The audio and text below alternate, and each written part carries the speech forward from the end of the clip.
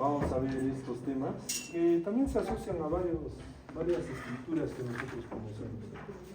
Acá lo que tenemos que definir específicamente es que ya hay un ente que es la CARIGO a nivel internacional que define y maneja todo lo que es estructuralmente la especialidad de metrología desde diferentes puntos. De ahí ha derivado un consenso internacional para el manejo. Silencio, por favor, chicos. Siempre se les pide esta definición, que no varía realmente año a año. Que la enfermedad renal crónica se define como la presencia de alteraciones en la estructura o función renal. Cuando hay esta alteración de la estructura o función renal, nosotros tenemos que destacar algo muy importante, que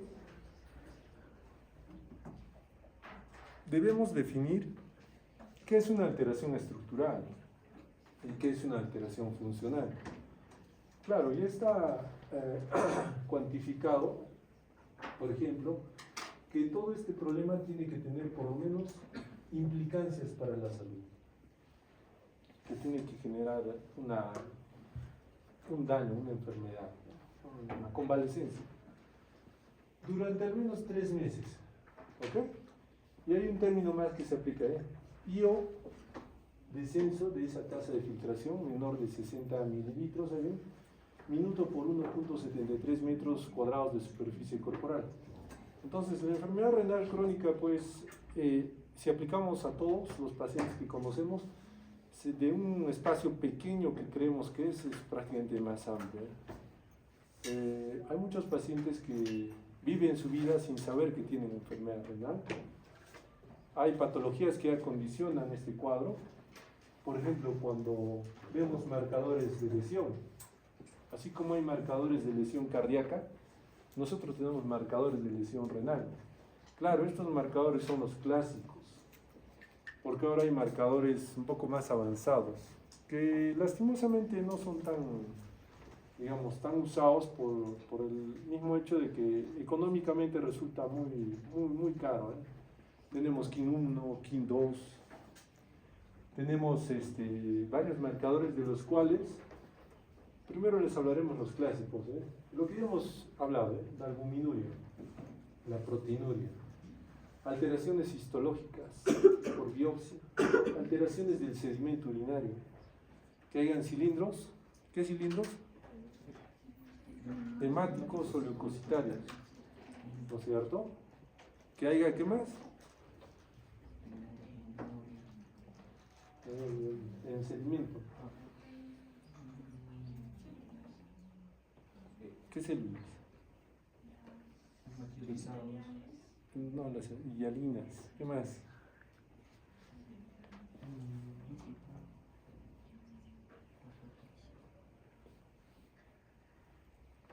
Cuando hemos hablado de sedimento, característicamente hemos visto que hay muchas alteraciones ya en una de las clases y de las cuales tenemos que nosotros saber definir qué nos significa, qué son estas moléculas serias, qué son, significan algo dentro de lo que es un sedimento urinario. Eso nosotros tenemos que interpretar. Característicamente muchos de nosotros pues no manejan, no se acuerda de estos condicionamientos. Lo que son alteraciones estructurales detectadas por técnicas de imagen. De pronto le hacen una ecografía y tiene un riñón, tiene doble uréter, tal vez tiene una microvejiga, tal vez específicamente tiene también una hidronefrosis. Cualquier alteración estructural que tenga el paciente o tenga riñones pues digamos lobulados o poliquistósicos, tantas patologías que pueden aparecer por ecografía, y eso también nos enmarca, digamos, esta lesión o daño. Trastornos hidroelectrolíticos o de otro tipo de origen tubular. ¿Es normal encontrar glucosa en orina? No es cierto. Pero imaginen que ustedes se encuentren glucosuria. Eso es anormal. Como es anormal, entonces cae dentro de esto. ¿Es normal tener, digamos, un pH de 7.3 mantenido en cualquier persona? No es normal. Eso cae en patologías acidóticas. Es normal tener, digamos, una mayor excreción de calcio, mayor excreción de ácido úrico, una fracción excretada mayor de lo común, no es normal. Para eso hay rangos. Entonces, todas esas alteraciones que nosotros podemos definir están dentro de este grupo. Ahora, nosotros si hablamos de estas alteraciones que estamos observando, pues ya el grupo de enfermos renales crónicos que pensamos que era un grupo específico, ya se convierte en un grupo más amplio. Un grupo en el cual habitualmente no muchos perciben este diagnóstico, por lo que nosotros cuando catalogamos enfermedad renal crónica no es para que nosotros digamos, uy, tenemos un diagnóstico muy bueno, definitivo, no.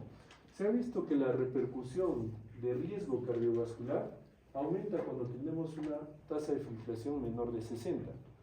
Y ustedes saben que el riesgo cardiovascular es signo de muerte precoz. En la mayoría no en la mayoría, en todos los humanos. Entonces, tener mal pronóstico cardiovascular te enmarca pues que tengas un pronóstico más pobre. Por eso es importante que nosotros sepamos definir cuál de estas alteraciones tiene el paciente. De pronto encuentro un niño que tiene, no sé, a ver, hematuria, más de 15 hematíes por campo. Lógicamente que tengo que definir que esa hematuria sea de origen glomerular, ¿no es cierto? Para que yo pueda darle, digamos, las características de importancia frente a la patología que tiene el niño. Y hay un punto muy importante, historia del trasplante renal.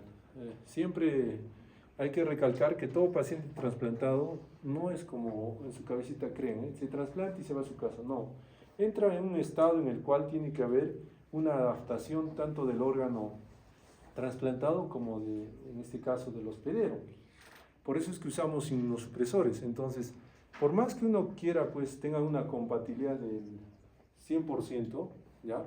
Siempre va a haber diferentes vías inmunológicas que van a tratar de rechazar ese órgano. Por eso es que se convierte en un enfermo renal crónico potencial. Si hay una compatibilidad de un 30-40%, es mayor el porcentaje de rechazo. Si no hay una compatibilidad, lógicamente tú colocas ahí el órgano y el órgano inmediatamente colapsa, claudica.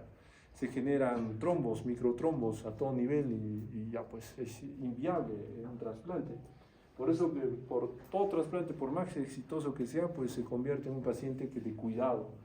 ¿Y por qué nosotros enmarcamos esto? Porque la designación de enfermedad renal crónica es justamente una denominación que se da para que nosotros podamos manejar al paciente desde todo punto de vista, conocer la enfermedad y definir que tiene etapas durante su progreso de la enfermedad, tiene diferentes comportamientos la enfermedad, asimismo diferentes cuidados, por eso es que se habla de nefroprevención, se habla de nefroprotección, y cuando nosotros hablamos de nefroprevención tenemos que estar pues al tanto. Algunos de sus abuelitos tal vez tengan más de 80 años, hay que hacerle nefroprevención.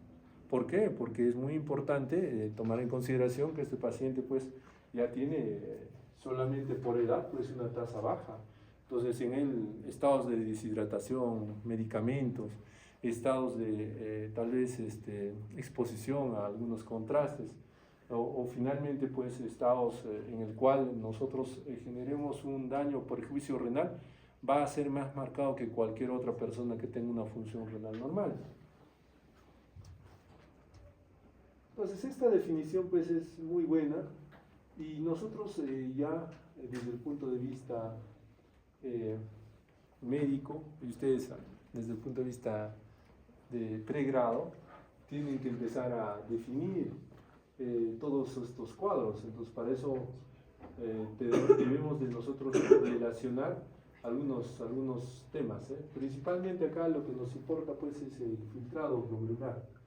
¿Por qué es importante? Porque nosotros ya con un filtrado glomerular, como vimos hoy día en la práctica, ¿qué pasaba? Tenía una señora que venía con un antecedente. ¿Qué antecedente tenía, chicos? ¿Los que han rotado? ¿De las trasplantadas? No, trasplantada no. Monorrena. Ah, monorrena. Ya, ¿qué más tenía? ¿Qué antecedente? Dijimos, mira, tiene creatinina de 1.1. Con creatinina de 1.1, fíjense que su tasa de filtración glomerular era de 63, ¿no es cierto? Ya, entonces decimos, ¿por qué? Mire, si tiene creatinina de 1.1, ¿por qué su tasa de filtración ha caído? Era monorrena, ¿eh?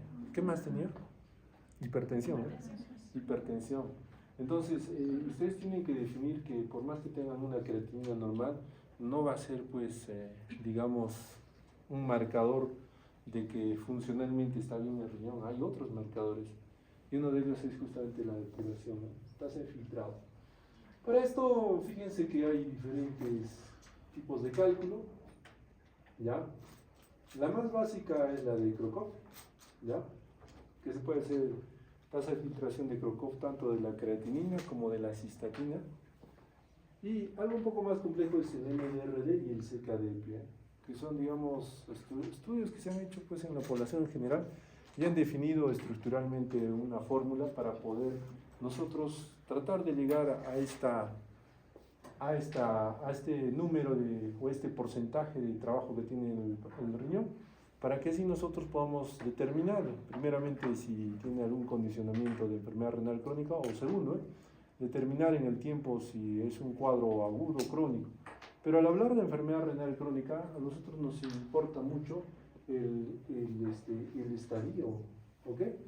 Entonces, otro punto que tenemos que tomar en cuenta, como ya hemos estado hablando, es la albuminuria.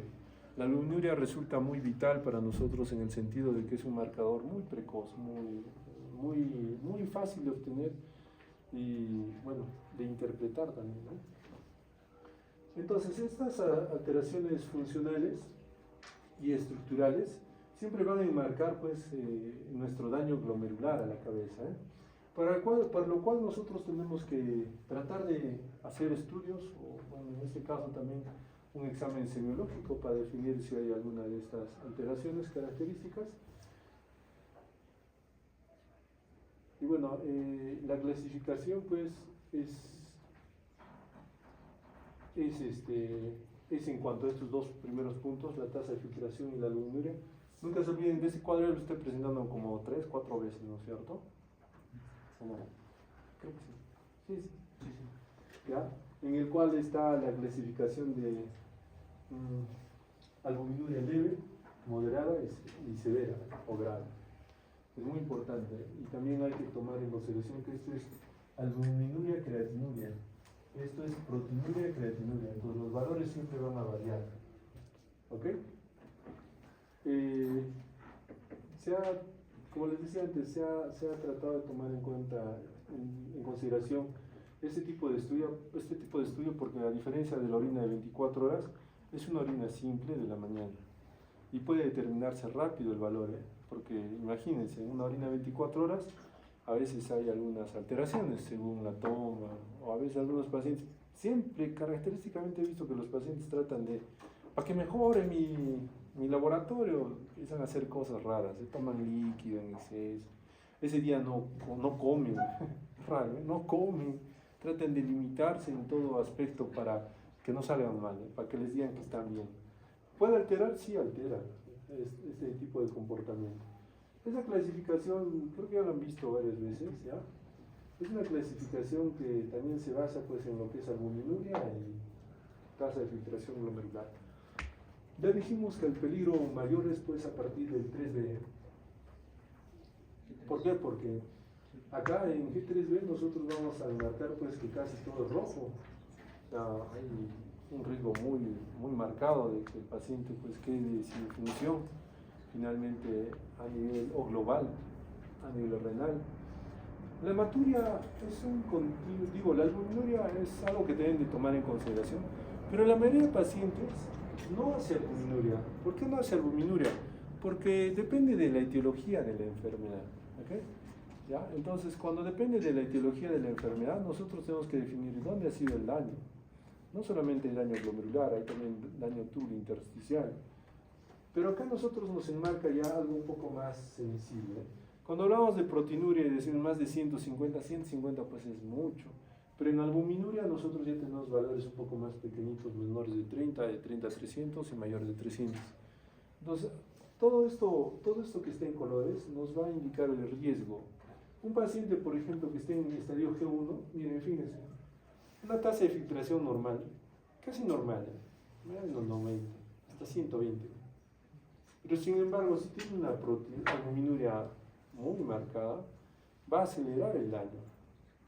No hablemos pues de un paciente que ya está en un estadio más bajo. Fíjense acá, cuando tiene el estadio G3B, ya con una tasa entre 30 y 44, tener albuminuria ya resulta muy grave. ¿Por qué? Porque esa albuminuria va a generar mayor esclerosis glomerular. Entonces, de todo esto, nosotros tenemos que marcar que va a haber siempre una progresión de daño. Y esa progresión de daño va a depender de la albuminuria y, lógicamente, de la proteinuria. Si nosotros vemos valores de 300 en una albuminuria, ¿se imaginan? Tenemos un paciente que tiene ahorita 18.000 de proteinuria, en un rango normal menor a 150. 18.000 pues es terrible, severo. Esos pacientes generan daño en 6 meses, y en un año están en diálisis. Entonces, ya tenemos por lo menos estos dos factores que ya han sido...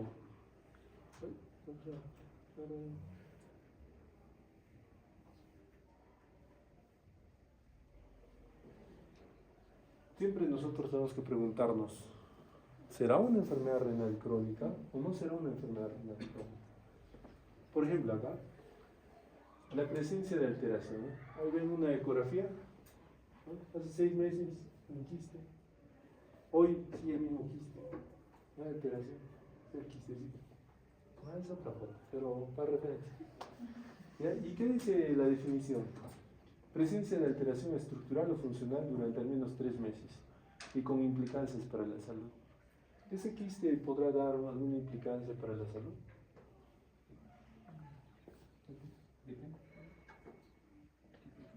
Es un quiste simple, no ha crecido, sigue igual, ¿no es cierto?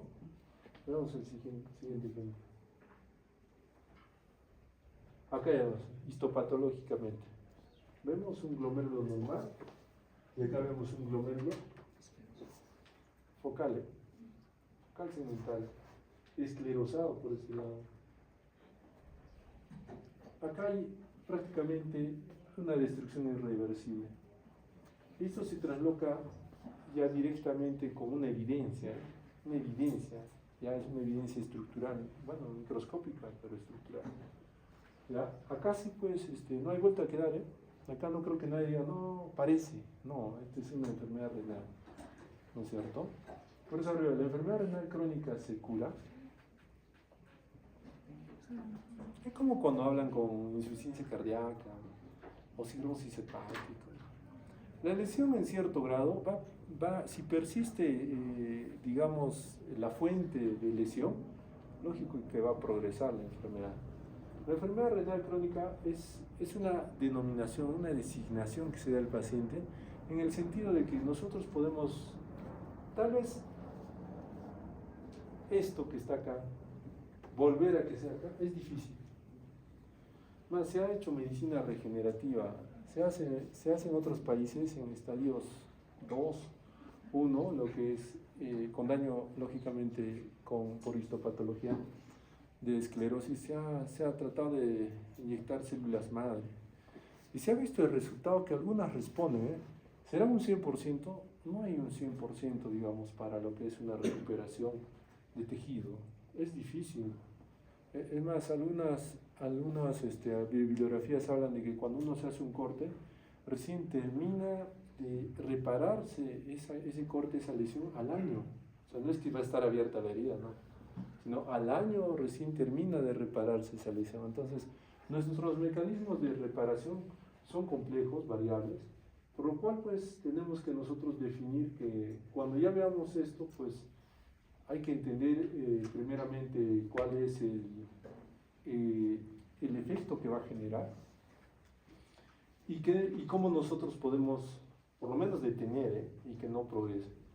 Ese es el fin, por ejemplo, de esta charla del curso, evitar que haya una progresión o daño. Para eso los conocimientos que ustedes tienen que aprender.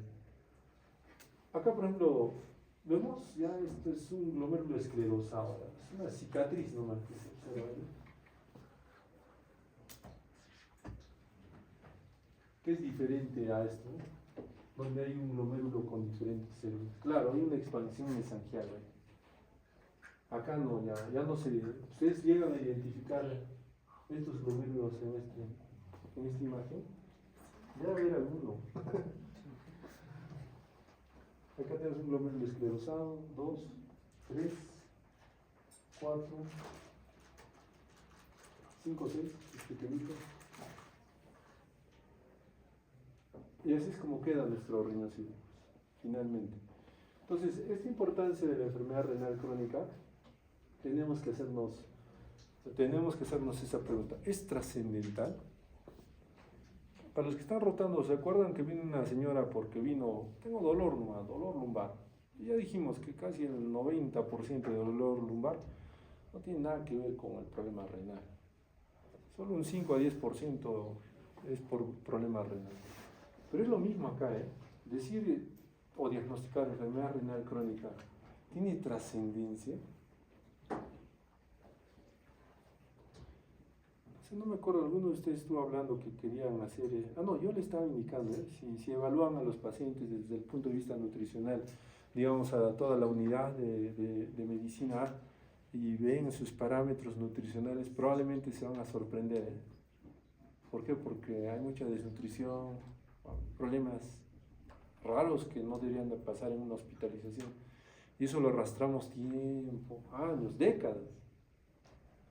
Es lo mismo que en la enfermedad renal crónica. Si nosotros no definimos, no sabemos qué es, igual vamos a seguir arrastrando diagnósticos.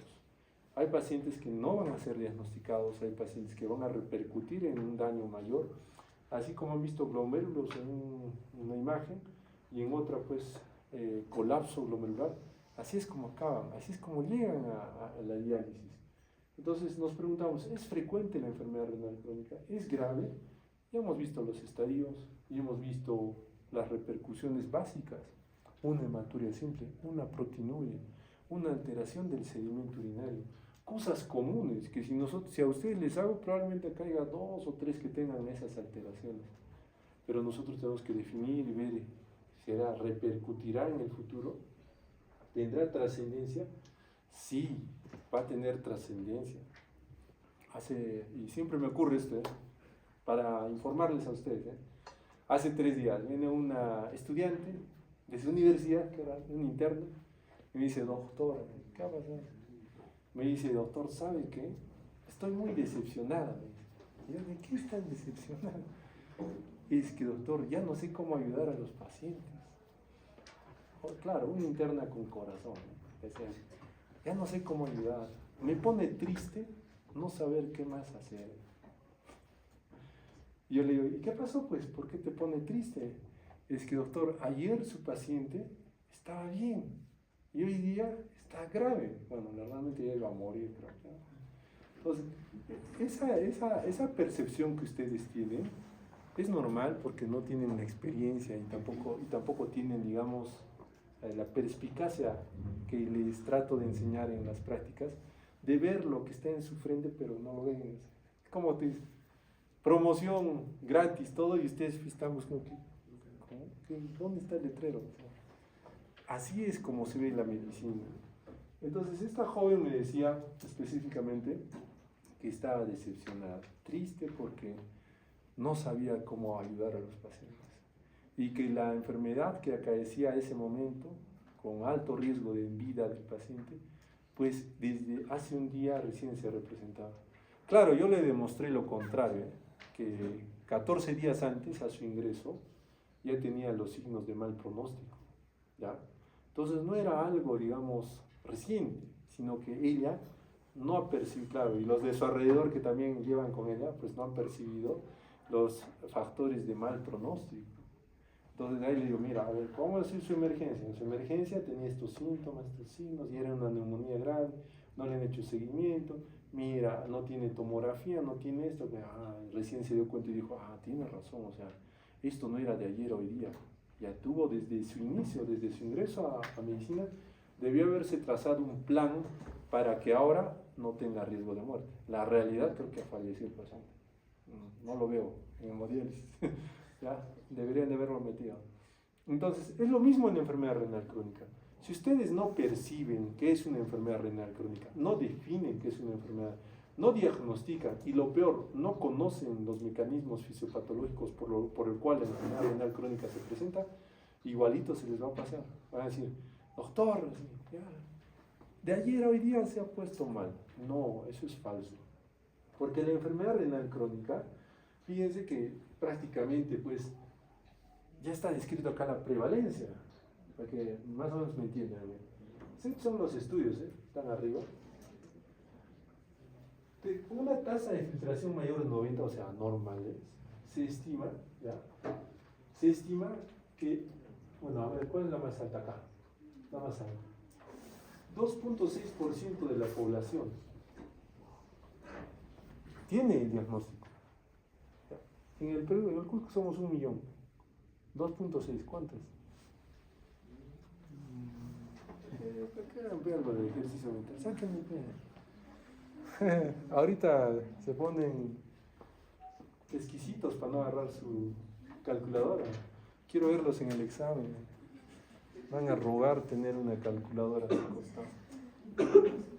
Que no, que el examen es con calculadora. 26.000. ¿O estoy equivocado? ¿Sí? Sí, está sacando. 2.6 por 1 millón. Es 2.6 por 1 millón entre 100. Muy bien, ¿cuánto? 26.000. O sea, en nuestra población, es raro, es que tenemos que ver nosotros ese ejemplo. Si nosotros no vemos ese ejemplo, entonces, ¿qué sería, no es cierto? A ver, sácale este porcentaje. 0.6, del mismo. ¿Eh?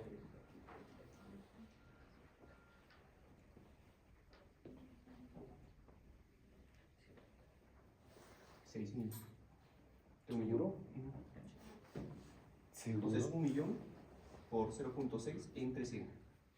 Ya, 6.000. 6.000. Ya miren, hemos visto este estudio en el más alto. ¿Cuánto era? 26.000. O sea, del Cusco, de 1 millón, bueno, somos 1.300.000 y pico, ¿ya? 26.000 personas tienen enfermedad renal crónica en estadio temprano. Según ese estudio. ¿Y cuánto? 6.000. 6.000 personas están en el estadio de enfermedad renal crónica terminal. Y ustedes dicen, no, doctor, eso que dicen, no, acá no hay nada. Sí, hay 3. Es su carita, ¿no? Piel rosa, palidez.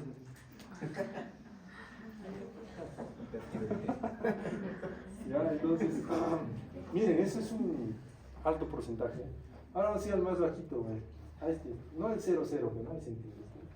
Acá, a ver, 4.8%. No, digo, acá 0.2. 0.2, ¿no? Muy bajo, ¿eh? Exagerado, creo que no han estudiado los. Ahora, ¿cómo se mide? 2000. 2000, ya. ¿Y 0.2? Es lo mismo. Igual. Creo que se han palteado. Ya, imagínense. Así son los estudios. Buscan, evalúan, característicamente hacen diferentes encuestas, de acuerdo a eso sacan. La realidad es de que yo creería que este porcentaje es más amplio. En la población, o sea, un 1% de la población es bárbaro. Es bárbaro. Entonces, si nosotros nos acomodamos a este estudio, pues decimos 26.000 con enfermedad renal crónica estable y 6.000 con enfermedad renal crónica terminal. Bueno, estos son estudios pues en general. En el Perú se dice que acá estamos con 0.1%. ¿Cuánto es 0.1? 1.000. Un promedio de 1.000 personas en diálisis. Debería haber. Pero entre los 3 hospitales y las clínicas tenemos un promedio de casi 500. O sea, ¿dónde están los del resto? Acá, digamos. 500, ¿no? O sea, hay un déficit de 500 personas, entre comillas, puede ser más o menos, ¿no es cierto? que no captamos. ¿Ya? Y me acuerdo hace unos 6 años que hubo factores de riesgo de mortalidad acá en el Cusco. Y hay una zona, ¿quiénes son de Espinar? ¿Saben de Espinar? ¿Quién es de Espinar? ¿No? En Espinar han sacado así. En Espinar han definido que la primera causa de muerte es la enfermedad renal crónica. Es raro, güey. O sea, zona minera, ¿eh? Es raro. Es raro, o sea, que la enfermedad renal crónica que está en la cúspide, en la tasa de mortalidad, no era morimortalidad, era mortalidad, era la enfermedad renal crónica. Entonces, imaginemos que en nuestro Cusco ya hay zonas, lugares que tienen esta patología. Aquí vamos a ver. Ya lo estamos hablando. El problema de tener mayor enfermedad renal crónica es que va a tener que usarse un tratamiento renal sustitutivo y los costos son bárbaros. Los costos acá son terribles. Gracias a Dios el CIS los da gratis, ¿eh? Pero aún así dando gratis, la población es bien difícil de manejar. ¿Por qué? Porque tratamientos que cuestan 300 por sesión, 1000 por mes, 4000 a 5000 1000 por semana, 4000 a 5000 por mes. Creo que no hay nadie quien tolere esa cantidad de dinero. Digamos la población nivel básico, ¿ya? Hasta nivel médico. No hay nadie quien tolere ese gasto en salud pública. Es por eso que es muy importante que nosotros sepamos cuál es el grado, digamos, de daño que genera desde el punto de vista de salud pública. Es terrible. Han visto a los pacientes, los que están rotando lógicamente en nefrología, han visto a los pacientes que pues, parecen muertos, algunos, no todos, muertos vivientes, desnutridos, pálidos, piel terrosa, anémicos, pacientes, como quien dice, alterados mentalmente, un poquito así perdidos, algunos. Y es que hablar de enfermedad renal crónica es hablar de pérdida de un órgano, y perder un órgano resulta muy catastrófico para nosotros como humanos, en el sentido de que ese órgano cumple varias funciones, 11 funciones. ¿Y quién va a hacer esas 11 funciones? Y actualmente ya se sabe que esta etiología de la enfermedad renal crónica, que tiene que ver mucho en relación con muchos órganos, o sea, por ejemplo, que ustedes simplemente, es algo básico que ya conocen, que el riñón bote proteínas, en síndrome proteinúrico nefrótico, ¿qué repercusiones va a tener a nivel sistémico? Hemos visto, se relaciona a nivel sistema inmunológico, a nivel del hígado, a nivel sistema hemodinámico, cardíaco, a nivel endotelial. Entonces, la repercusión es mayor, y solamente ahí estamos botando proteínas. No hemos perdido toda la función al 100%, sino hemos perdido la función de selección de filtración. Solo una. Ahora las 11. Terrible. Ustedes tienen que entender que, digamos, la población de los enfermos renales crónicos es una población exquisita, una población para estudiar. Hasta hace 4 o 5 años no se hacían estudios en esta población. ¿Por qué? Porque lo consideraban pues algo inadecuado. Está enfermo renal crónico, está en las justas. ¿Qué voy a hacer? ¿Cómo lo voy a someter a un estudio? Un grupo que come y otro que no come, ya pues es raro, es matarlo al paciente. Entonces, actualmente hay mucha preocupación porque esta población nos permite a nosotros ver qué posibilidades, qué problemas pueda tener el resto de población respecto a la adaptación que tengan los enfermos renales crónicos con su nueva vida, más que todos los terminales. Acá, esto es de España, ya. Nos vamos a ir acá. Entonces es un problema pues que lastimosamente no se cura. Es un problema que a nosotros nos tiene que llamar la atención, que es irreversible y progresiva, por lo que ya hemos estado hablando de este punto, que es la hiperfiltración. Entonces, si nosotros hemos estado hablando de este tema de la hiperfiltración, tenemos que entender pues que esta destrucción de nefronas nos da la irreversibilidad. ¿Por qué? Porque la nefrona no se regenera. progresiva, porque hay situaciones o patologías que lastimosamente a veces no tienen control. Una de ellas es la nefropatía diabética, en la cual hay una progresión de daño sistémico y ahí está el riñón, ¿no? Esto es lo que les decía de lo que es la reserva funcional, ¿eh? Ahí vemos algunos ejemplos, ¿eh? Cómo es la reserva funcional en algunos pacientes. Miren, acá, riñones sanos, en vegetarianos. ¿Qué tal la reserva funcional renal? Comamos pasto todos. No es bueno, pues. No es broma la carne que ustedes consumen, y eso lo vamos a ver en electrolitos, medio interno, genera radicales libres. Siempre les digo a ustedes en clases, cuando tocamos ese tema, ¿qué comidas ácidas vas a comer? Las ácidas son todas las carnes. ¿Qué comidas básicas vas a comer? Las básicas, todo lo que es frutas y verduras.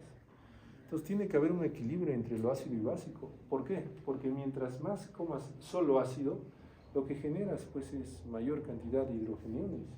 Y cuando generas mayor cantidad de hidrogeniones, hay mayor riesgo a que estos hidrogeniones se inestabilicen y empiecen a generar daño a nivel de proteínas o a nivel celular.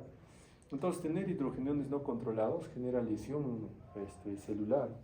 Por eso es que en acá pues nosotros tenemos que definir que hay pacientes pues los cuales pueden tener, claro, según también la calidad de vida que tengan, ¿no es cierto?, algunos condicionamientos.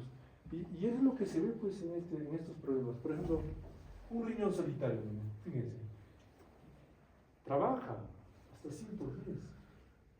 110%, trabaja bien. Solo un riñón puede trabajar bien. Uno puede vivir con un riñón, pero fíjense que cuando ese riñón falla, ¿cuál es su reserva? Era el otro riñón, ¿cierto?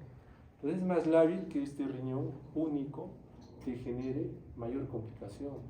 Si tú no controlas tu dieta, no controlas nefrotóxicos, no tienes una buena salud renal, es más probable que acá pues, se acelere la enfermedad renal crónica. Acá vemos más abajo, por ejemplo, un paciente con enfermedad renal crónica estadio 3. Yo quiero que vean ahí la importancia. Acá este paciente es el típico tío, abuelo, padre de ustedes, obesito, gordito, con diabetes, que ya tiene prácticamente una creatina, ya subió 1.7. Y ustedes dicen, bueno, no está para diálisis, más de 4 la creatinina. No, ahí también, acá está. Mira su función. Menos del 50% sin reserva funcional. Ese paciente tú le das una amicacina, un nefrotóxico, llega a lesionar, lo dejas en terminal, lo dejas en diálisis. Por eso es importante definir y saber qué es una enfermedad renal crónica. Ahora miren, chequen que este estrés pues es variable. El estrés que pueda tener nuestro riñón es, como les dije, las enfermedades son como prueba, prueba hasta dónde llega nuestra capacidad de soportar una enfermedad. Esa prueba que nos da la naturaleza para poder nosotros, digamos, sobrevivir, es como selección, selectiva. A todos ustedes de pronto, así como el COVID, COVID para todos. ¿Se mueren cuántos? 32. 10. 8 se mueren. ¿Por qué? Porque probablemente su mecanismo inmunológico, su cuerpo, como que su Lamborghini, pues no estaba bien, tenía algo fallido, ¿no es cierto? Es lo que ocurre en la población, pues, ¿no es cierto? Entonces es lo mismo. Tener ya un motor dañado en este caso nos va a generar a nosotros un mayor, digamos, riesgo para que lleguemos a esta patología. Y que les comentaba, el estrés, por ejemplo, daño renal agudo. Algunos lo toman como si nada cuando se daña el riñón. ¿Qué pasa? Hay pacientes, todo paciente que cae al hospital, créanme, no es bueno. A ustedes sí, porque van a ver al paciente, sí, pero no es bueno. ¿Qué significa que un paciente caiga al hospital? Que ha perdido en contra ¿de qué? Dime. Que ha perdido, ¿qué cosa? Que ha perdido esa capacidad de combatir, puede ser un germen, un estrés, un cuadro. Claro, algunos son por traumas, ¿eh? Es un poco más difícil manejar, ¿eh? Porque depende de la severidad del trauma. Ahí tenemos, por ejemplo, alta ingesta de proteínas. O sea, cada vez que van al rodicio, ¿ves? Al bisonte, con un palo al riñón, así, ¿no es cierto? Es rico, ¿no es cierto? El embarazo. Ustedes dicen, ¿cómo el embarazo es un estrés? Ya no me voy a embarazar. El embarazo es un estrés, ¿ya? Genera hiperfiltración renal. Claro, pero es un estrés que en cierto grado controlado por nuestro cuerpo, ¿eh? Claro, han visto mamás, ¿eh? Y eso siempre es criticable, ¿eh? A veces no se habla de esto porque lo toman mal. Hay mamás, ¿eh? Muy bien, así. Me he embarazado, he subido 20 kilos de peso. ¿Es normal? Así todos, no sé, a ver, el bebé pesa 3 kilos, la placenta 1,5 kilos, ¿ya? 4 kilos, a 5, y los 30. ¿Qué pasa? A menos que sea un embarazo múltiple, ¿no es cierto? Entonces, ¿qué pasa? ¿Por qué algunos se engordan más que otras? Es que tiene que ver mucho lo que es los genes, los genes, y tiene que ver mucho también la dieta. Entonces, que ustedes vean a una prima así, es que el embarazo me ha traído 30 kilos, es normal, ¿sí? Es falso, no es normal. No, no es normal, no, las mamitas que tienen pues 7, 8 hijos, ¿cómo andan? Cintura de avispa tienen. ¿Han visto, no? Después de que se quitan, pues, ¿no es cierto? Los 10, ¿ya? La cinturita así pequeñita, se fajan, pues, ¿no es cierto? Entonces, ellas, por ejemplo, 7, 8 años, no tienen por qué subir. Es que no hay falta, pues, aporte calórico, ellos comen sano, ¿eh? Entonces no tienen por qué subir sobrepeso. Pero acá en la ciudad, pues, se antojan de A, B, C, D, F, G, H, J, K, hasta la Z, otra tabla, ¿no es cierto? Y eso genera estrés, daño. Entonces, si desde el punto de vista fisiopatológico, ya el embarazo genera estrés renal, no daño, estrés renal, porque hay muchos cambios. Entonces, imaginen que el paciente fuera de eso, ya les dije, aumente 25 más fuera del bebé, va a ser algo complejo. Es por eso que ahora también existe la diabetes gestacional. Entonces, cuando ya hay una gestación, ahora ya hay estudios que dicen, haz tu actividad física, haz tu dieta, haz todo, el bebé no va a tener ningún problema. Y ahora hay madres fitness, que evitan, pues, que ocurra este problema. Miren, falla cardíaca crónica, otro estrés, otro daño. No solamente falla cardíaca crónica, hay otras patologías crónicas que puedan condicionar. Estados de hiperfiltración, como hemos dicho, paciente diabético, sus tíos, sus abuelos, sus papás. Por más que su glucosa esté controlada, ¿ya? No solamente basta con la glucosa controlada, tienen que ver otros mecanismos. ¿Qué otros mecanismos pueden generar hiperfiltración en el paciente? O sea, bonito es diabético, el gordito que no, ustedes no, un gordito siempre viene a mi consulta, todo feliz, ¿ya? Y se le dice, por favor, que tu papá es diabético, cuídate. Pero él dice, no, yo no, ya tiene prediabetes, él sabe, ¿ya? Tiene que hacer dieta. Pero sobre eso, él no sabe que su misma obesidad ya genera daño renal. Entonces ya no solamente es el factor genético, sino su factor actual de la obesidad. Solo tener obesidad ya genera daño renal. Solo tener obesidad genera estrés inflamatorio, también genera daño renal. Cuando llega a diabetes, ya no va a ser un riñón pues que va a venir al 100% la diabetes. Hola, diabetes, estoy al 100%. Nos vemos, no, nada que ver, ya tendrá un riñón pues con un daño un poco más progresivo. Entonces, frente a eso, ustedes tienen que tratar de definir este cuadro que es muy interesante, muy bueno es ese cuadro. Todo paciente que a partir de ahora vean con una enfermedad renal crónica, siempre se tienen que poner a pensar, ¿y cuál será? ¿Qué cosa? ¿Su Reserva funcional. reserva? Y no es el único órgano que tiene reserva, todos nuestros órganos tienen reserva. Pero acá, nosotros, ¿cuál será su reserva funcional? ¿Por qué a un paciente X que tiene ambos riñones buenos, pero con el antecedente de diabetes, y otro paciente Y que tiene riñones sanos, o sea, yo les pongo a mi casino, porque acá cae más rápido su función renal. Será porque tiene una reserva funcional menor, ¿no es cierto? Entonces, eso ustedes tienen que definir bien. Ahora, nosotros vivimos estadio 3, estadio 4, pues ya menos de 30 su función. Reserva funcional, un vidrio. A ese paciente le pones algo, se destroza. Por eso siempre a los nefrólogos nos indican, doctor, ¿sabe qué? Quiero hacer una tomografía con contraste. ¿Podré colocar al paciente contraste ya que está en estadio 3 de enfermedad renal crónica? Siempre decimos, manda en cancha, pero no les importa, igualmente. Contraste, eso está mal, ¿no es cierto? ¿Por qué? Porque ustedes tienen que definir esos riesgos. Su reserva funcional, por más que después de la tomografía no ocurrió nada, el problema no es que ocurra nada, el problema es que ya lo ha sometido a un riesgo en el cual va a ser perjudicial probablemente a corto plazo en el paciente y va a acabar pues con un daño terminal. Los mecanismos son variables en cuanto a lo que es adaptación de esta reserva funcional renal, pero creo que acá ya se entiende. Tasa de filtración basal, normal, con estrés. ¿Qué quiere decir con estrés? Típico. De pronto uno de ustedes se aventura y dice, ¿saben qué? Voy a ir acá al balcón del diablo.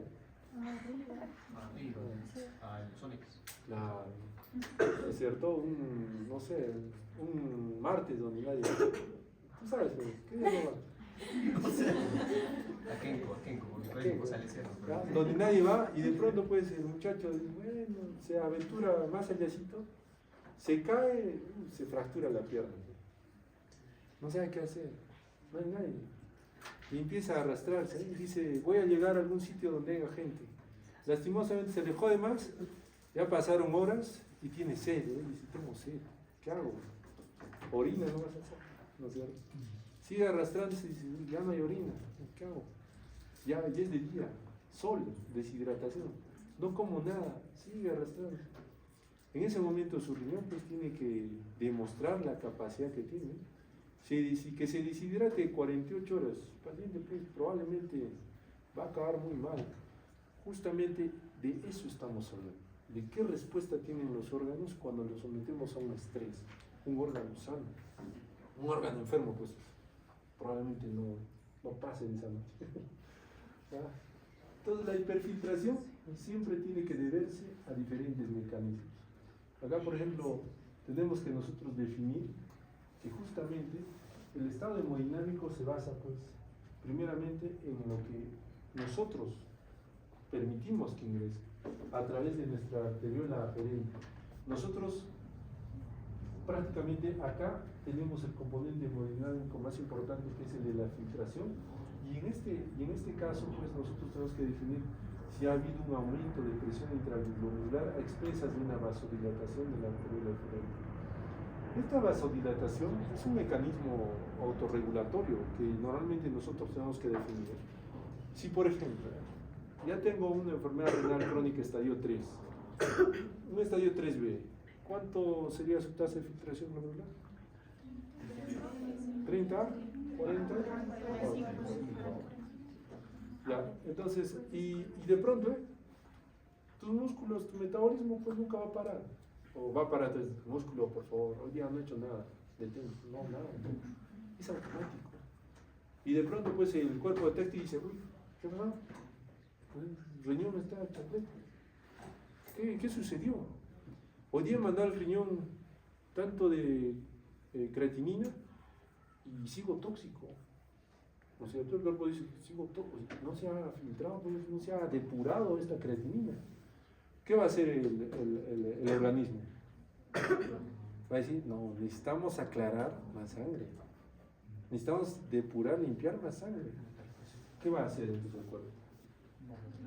Va a decir, no, pues ya no basta 20% de gasto, mandaremos más porque se detecta sedosa que hay muchas toxinas. Manda más. Entonces acá lo único que van a empezar a hacer es generar mayor trabajo. O sea, per se ya un paciente enfermo renal crónico va a tener sobretrabajo. Ahora imagínense pues, que este paciente pues no consciente de su estado dice, bien, camino, hablo. El nefrólogo no tiene nada de conocimientos, no tengo ni un 100 síntoma. Lo que dicen la mayoría de pacientes, no tengo nada. Vamos pues, nos escaparemos a la chomba. Ahora, ¿dónde? A la cusqueñita. Y ahí se tiran pues sus una oreja. Se tiran pues sus chunchulices,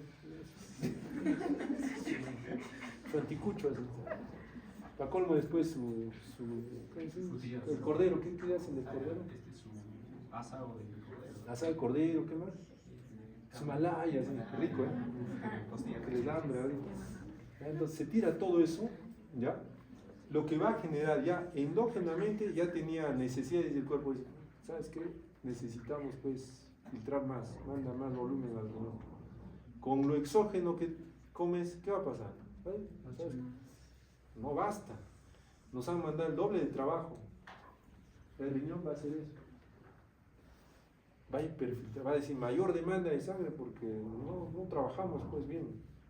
Entonces va a aumentar la presión intraglomerular porque el volumen de sangre va a multiplicarse y la presión es dependiente pues de que nuestro arteriola aferente abra o cierre. Va a abrir más y va a decir, pasa por favor. Y en ahí es donde se va a dar pues un daño.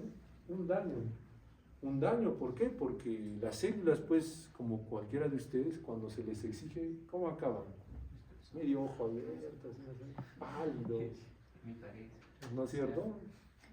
Terrible, es igual la célula acaba pues chuleta, o sea, no sabe cómo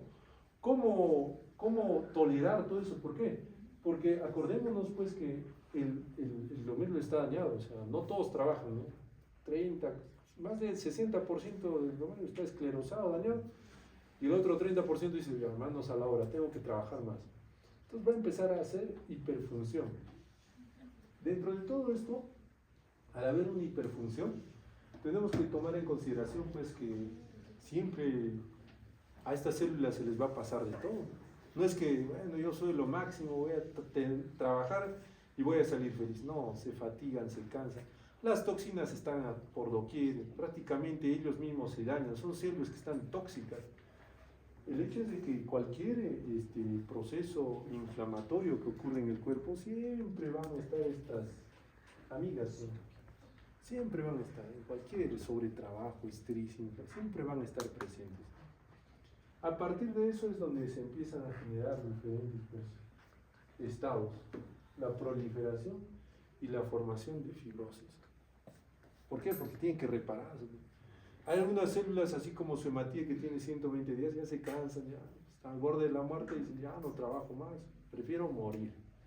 Igual es en nuestro glomérulo. Dicen, ¿sabes qué? Yo he trabajado 10 años, el Señor me ha dado cusqueñita, ya no jalo, me muero. ¿Por qué? Porque esa célula ha envejecido, ha muerto por envejecimiento. Como ha envejecido, pues solito se agarra, me muero, ya no puedo más. ¿Por qué? Porque es normal. Porque una célula envejecida, ¿qué va a hacer? ¿Qué es lo que sucede con una célula envejecida? Tiene que morir, porque si no muere, ¿qué sucede? Se transforma, ¿no es cierto? Se transforma. Entonces nuestro sistema inmunológico ya sabe, las que mueren, de frente, destrucción. Los destrozan y todo. ¿Por qué? Porque no quieren que haya una alteración de esa célula. Una célula vieja prácticamente nos condiciona a que pueda transformarse en cualquier otra cosa. Todo esto va a generar este punto, una hipertrofia. ¿Por qué? Porque van a sobretrabajar.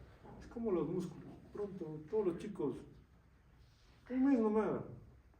O sea, tú ya estás ya, casi, estás un año, ¿no? Un mes nomás, 80, 70 kilos.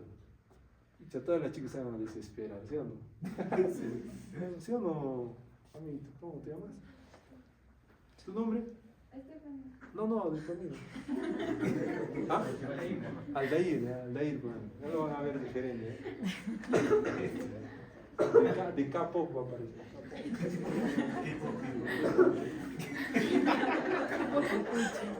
No te arroches, no te preocupes. Igual las chicas, si hacen un mes nomás, van a hipertrofiar sus células musculares. Van a gastar la energía además. Entonces acá es lo mismo, acá han trabajado, hipertrofia, hay una hipertrofia glomerular, las células están muy activas, quieren trabajar además.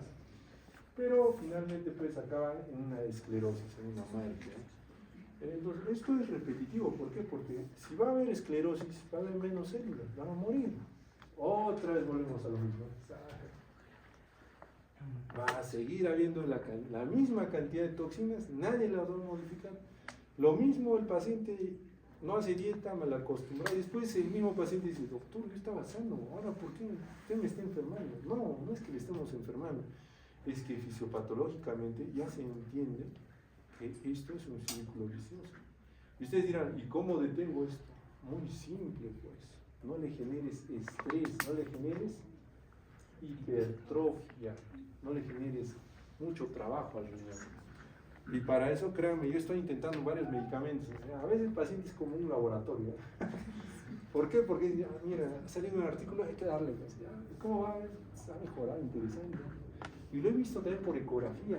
He visto a algunos pacientes cuando damos tratamiento topio, cómo se aclara, cómo cambia la ecogenicidad del riñón. Créanme que no está en ningún estudio, pero a mí me gusta ver interesantemente cómo es que se mantiene la corteza. Mi último paciente, pues, ¿qué les digo? Es muy evidente, ha venido con una corteza de casi 28, un parénquima, 28, o sea, en cristianos, voy a decir, tener 20 ya dices, bueno, ese parénquima está bien, pero parece que está hiperfiltrando. Tener 25 dices, ese parénquima está hiperfiltrando. Tener casi, era 35 del parénquima, tú dices, no, está totalmente hiperfiltrando. Y en su control ecográfico bajó a 20, de 35 a 20. O sea, tú dices, pues, mira, hasta por ecografía se ve cómo baja ese sobretrabajo con tratamiento, con dieta, evitando estrés en el paciente. ¿Se dan cuenta cómo el cuerpo modifica y mejora su estado? Claro, no va a modificar pues el daño, o sea, no digo que las cicatrices han desaparecido, simplemente digo que hemos evitado mayor sobrecarga de toxinas para que el riñón pueda trabajar más óptimamente. La paciente ha bajado de peso, ha hecho dieta, ha tomado medicamentos antiproteinúricos, ¿ya? Y todo eso ha condicionado a que recupere la funcionalidad. ¿Ok? Muy bien, a ver. Bueno, ¿quieres? 5:55. Ya, ok, ahí quedamos.